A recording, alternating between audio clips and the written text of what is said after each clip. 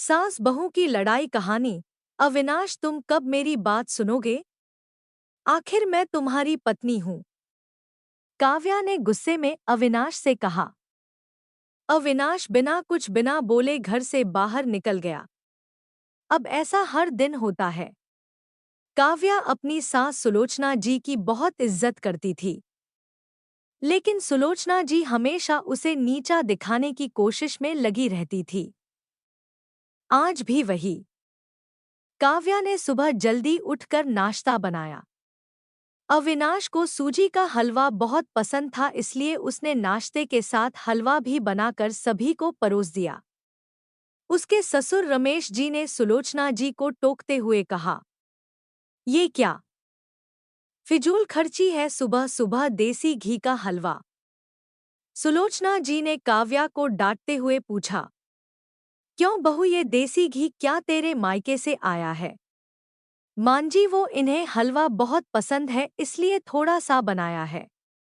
यह कहकर काव्या अविनाश की तरफ देख रही थी। शायद वो कुछ बोले। तभी सुलोचना जी ने कहा, मैं सब जानती हूं, मेरे बेटे का बहाना करके खुद खाने का मन होगा। अविनाश चुपचाप नाश्ता करते रहे। काव्या की आंखों से आंसू छलक गए। इससे ज्यादा बुरा तब लगा जब अविनाश बिना हलवा खाए ही ऑफिस के लिए चल दिए। काव्या घर का काम समेटने में लग गई। इधर सुलोचना जी बाहर ड्राइंग रूम में बैठकर बड़बड़ाती रहीं। काम करके काव्या अपने कमरे में जाकर रोने लगी। कितने नाजों से पाला था उसे उसके पापा ने। उसे आज भी याद है, एक बार उसने गाजर के हलवा बनाने के लिए कहा था, लेकिन माँ ने सूजी का हलवा बना दिया था। पापा को जब यह पता लगा तो वे तुरंत बाजार गए, वहां से ढेर सारा गाजर का हलवा लाए थे। और उस दिन बिना कहे 2-3 दिन में गाजर का हलवा बनने लगा। आज उसे सूजी के हलवे के लिए कितनी बातें सुनाई जा रही हैं। उसे गुस्सा सास ससुर पर नहीं, अविनाश पर था, जो कि कुछ नहीं बोल पाए। शाम को जब उसने अविनाश से शिकायत की तो वो बस इतना ही बोले, इस घर में केवल माँ की पसंद का खाना बनता है, आगे से मेरी पसंद का कुछ मत बनाना। काव्या ने अविनाश से बात करनी बंद कर दी। आखिर क्या कसूर था काव्या का? यही कि वह अविनाश से बहुत प्यार करती है। इसी तरह कुछ दिन बीत गए। एक दिन काव्या ने सुलोचना जी से कहा, मांजी, मैं अपने घर जाना चाहती हूँ कुछ दिन के लिए। अगर आप कहें तो आज ही चली जाऊं। कई दिन पहले मौका फोन आया था। कह रही थी, पापा की तबीयत ठीक नहीं है। एडवर्टाइजमेंट सुलोचना जी वहां जब भी जाती है 1 सप्ताह से वापस नहीं आती। घर का काम कौन करेगा? तेरे ससुर और मेरा बेटा शाम को थक हार कर घर आएंगे। यहाँ उन्हें खाना भी नसीब नहीं होगा। मुझे तो चक्कर आ रहे हैं। मैं खाना नहीं बना सकती। जाना है तो एक दिन के लिए चली जा। काव्या मन मार कर एक दिन के लिए पीहर पहुंच जाती है। वहां पहुंचकर उसे और भी आश्चर्य होता है। भाभी, मम्मी पापा कहाँ गए?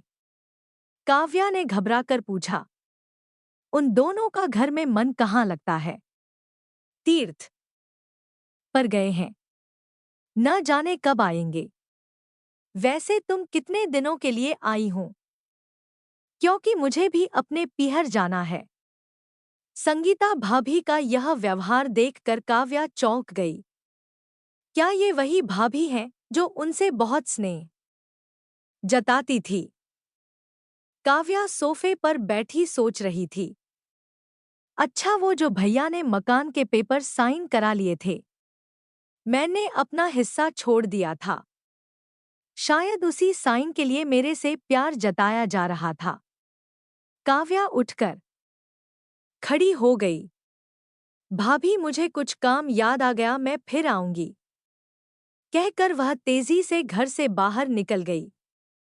पीछे से गेट बंद होने की आवाज से वह समझ गई कि उसके जाने से भाभी को कोई खास फर्क नहीं पड़ा। एडवर्टाइजमेंट्स भारी कदमों से चलते हुए वह मंदिर पहुंच गई, क्योंकि शाम से पहले यदि ससुराल जाती तो सुलोचना जी उससे कई सवाल करती। मंदिर में जाकर उसने भगवान के दर्शन किए। बस न कुछ मांगा न कुछ बोला।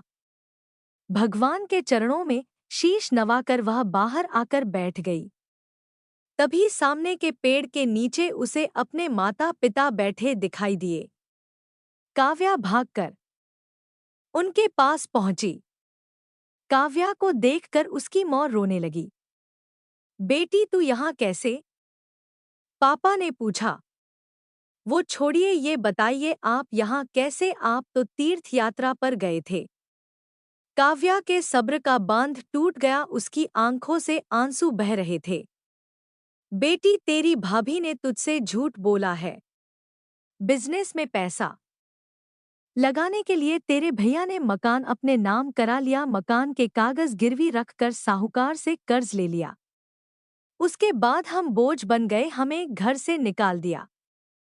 पापा अब क्या होगा? काव्या ने रोते हुए पूछा। बेटी तू चिंता मत कर, हम कहीं वृद्धा आश्रम में चले जाएंगे। तू अपनी ससुराल जा, वहां किसी को यह बात मत बताना। अपने माँ बाप को इस हाल में देखकर वह उन्हें अपने साथ ले जाना चाहती थी, लेकिन जहां उसकी कद्र नहीं है वहां माँ बाप की क्या इज्जत होती। भारी मन से काव्या ससुराल की ओर चल दी। आज उसे अपने लड़की होने पर अफसोस हो रहा है। काश वो अपने माता पिता के लिए कुछ कर पाती। घर आकर उसने बहुत मुश्किल से घर का काम निपटाया। उसके बाद अपने कमरे में जाकर गुमसुम बैठ गई। उसकी आंखों से आंसू बह रहे थे। अविनाश अपने ऑफिस के काम में लगे हुए थे। जब वे सोने आए तो काव्या से पूछ बैठे, क्या बात है, आज फिर माँ की कोई बात बुरी लग गई जो आंसू बह रही हों? काव्या अपने को रोक नहीं पाई और उसने रो रोकर सारी बात अविनाश को बता दी। क्या माँ पिताजी को यहाँ ले आए? वे इस उम्र में कहाँ जाएंगे? अविनाश ने कोई जवाब नहीं दिया और करवट लेकर सो गए। इस बात से काव्या को बहुत गुस्सा आया। आज से मैं भी इनके माँ बाप की सेवा नहीं करूंगी। देखती हूँ कौन इनकी सेवा करेगा। रोते रोते काव्या सो गई। 2-3 दिन बीत जाने पर उसकी चिंता बढ़ती जा रही थी। एक दिन वह सब्जी लेने के बहाने उसी मंदिर में पहुंची, लेकिन उसके माता पिता वहां नहीं थे। पंडित जी, यहाँ मेरे माता पिता उस पेड़ के नीचे बैठे थे, कई दिन से उनका कुछ पता है। तुम्हारा नाम काव्या है क्या? पंडित जी के मुंह से अपना सुनकर काव्या ने पूछा। जी हाँ, लेकिन आपको कैसे पता? तुम्हारे माता पिता ने यह पता दिया था। और कहाँ था वे? अब यहाँ रहते हैं। काव्या ने पता देखा, वह यहाँ से कुछ दूर का था। काव्या ने मंदिर के बाहर निकलकर ऑटो रिक्शा किया और उस पते पर पहुंच गई। दरवाजा खटखटाया तो एक लड़की निकल कर आई। यहाँ का पता मुझे पंडित जी ने दिया है। काव्या बोली।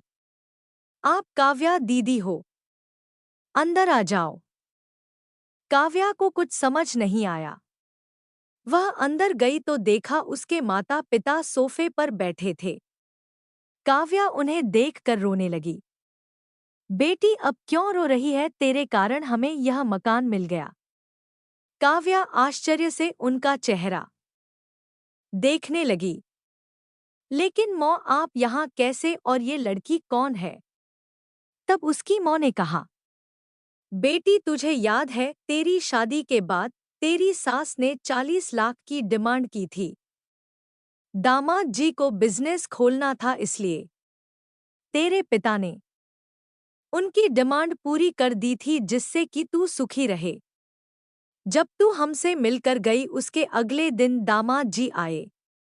उन्होंने तेरे पापा के पैसे लौटा दिए क्योंकि उन्होंने कोई बिजनेस शुरू नहीं किया था। तेरे पापा ने मना भी किया लेकिन वे नहीं माने। उसके बाद उन्होंने प्रॉपर्टी डीलर से मिलकर 2 दिन में यह मकान खरीद दिया।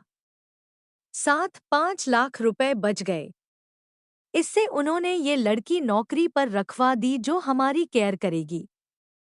लेकिन उन्होंने मुझे तो कुछ नहीं बताया। काव्या की आंखों से आंसू बह रहे थे। वह रोते हुए वहां से अपने घर आ गई। घर आकर वह सोच रही थी। अविनाश ने कभी उसके लिए आवाज नहीं उठाई, लेकिन मेरे माता पिता के लिए इतना करने कर दिया जो कि कोई सगा बेटा भी नहीं कर सकता। रात को उसने अविनाश से पूछा, आपने ऐसा क्यों किया? अगर मांझी को पता लग गया तो क्या होगा? अविनाश का जवाब सुनकर काव्या रोने लगी। अविनाश ने कहा, जैसे तुम्हारे लिए ये माता पिता हैं, वैसे ही मेरे लिए भी तो वो माता पिता है। मैंने पैसे लेते समय ही सोच लिया था कि एक दिन ब्याज के साथ सारे पैसे लौटा दूंगा। लेकिन जब बिजनेस शुरू नहीं हो पाया तो मैं इन पैसों को अपने पास रखकर सही समय आने का इंतजार कर रहा था। अगर मैं तुम्हारे माता पिता को अपने घर ले आता तो उनका आत्मसम्मान हर दिन उन्हें धिक्कारता। बेटी के घर वे रहना पसंद नहीं करते। वे अपमानित न हो इसलिए मैंने ये सब किया। अविनाश, मुझे माफ कर दो। आज तक मैं तुम्हें गलत समझती रही। तभी पीछे खड़ी सुलोचना जी बोली, बेटी वह पैसा हमने उधार लिया था। वह तुम्हारे पिता की अमानत थी। मैंने और अविनाश ने पहले ही फैसला किया था कि ब्याज के साथ तुम्हारे पैसे लौटा देंगे। चल अब सो जा। सुबह नाश्ता टाइम पर नहीं बना तो अच्छा नहीं होगा। उनकी बात सुनकर काव्या, अविनाश और सुलोचना जी जोर से हंसने लगे। एडवर्टाइजमेंट्स।